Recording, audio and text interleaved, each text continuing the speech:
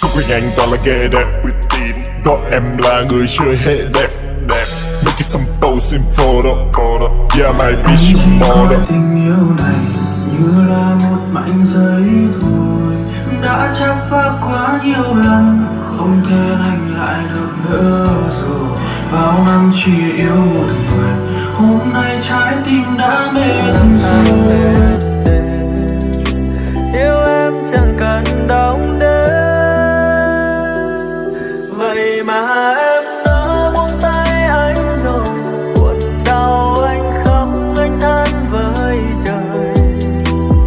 Thương thật lòng, sao anh nhận lại bằng không? Nhành hoa thay lá như em thấy lòng, sao tim anh không ngừng nhớ mong. Đến bao giờ mới quên được người mình yêu?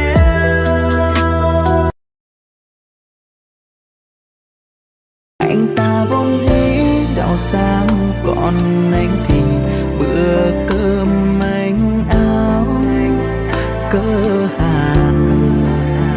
Đôi tình đôi áo đôi anh, em cần phồn hoa đến thế. Thôi anh cũng Hơi đau lòng một chút nhưng các bạn nam hãy nhận ra điều này càng sớm càng tốt giúp tôi. Đó là tình yêu của một cô gái á, không bao giờ tự nhiên hết đi cả, mà nó vơi dần theo từng cái lần mà bạn làm cô ấy buồn như vậy. Cái sự đột nhiên hết yêu của cô ấy có thể được bắt đầu từ rất lâu rồi. Từ cái lần cô ấy nói rằng cô ấy rất mệt, nhưng bạn bỏ quên cô ấy để cô ấy một mình đi làm những chuyện khác. Từ cái lần mà hai người cãi nhau, bạn nhất quyết thắng cho bằng được, nói ra những lời làm cô ấy đau lòng, chẳng quan tâm gì đến cả.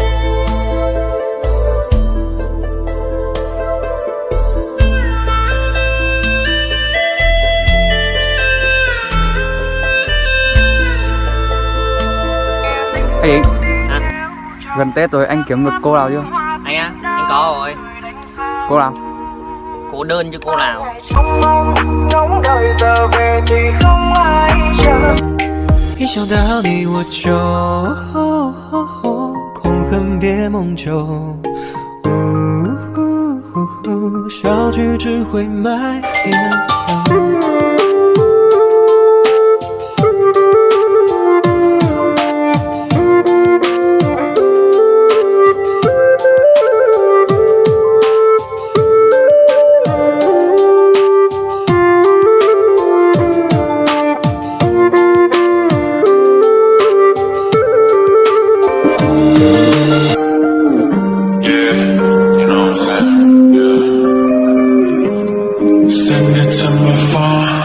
Send it to my phone.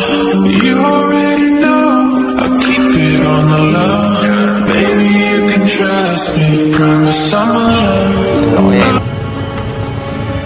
vì đã yêu em tại cái thời điểm mà anh không có gì cả. Em nhiều lòng mình nói đau thương em nhiều, không cần biết sao anh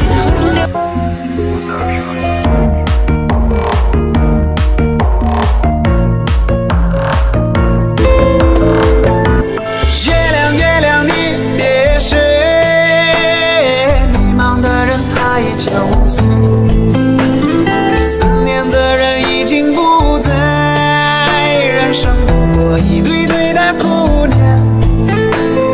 月亮月亮你别睡，爱过这段艰难日子，想起来也不过如此。虚伪的酒我再也不接。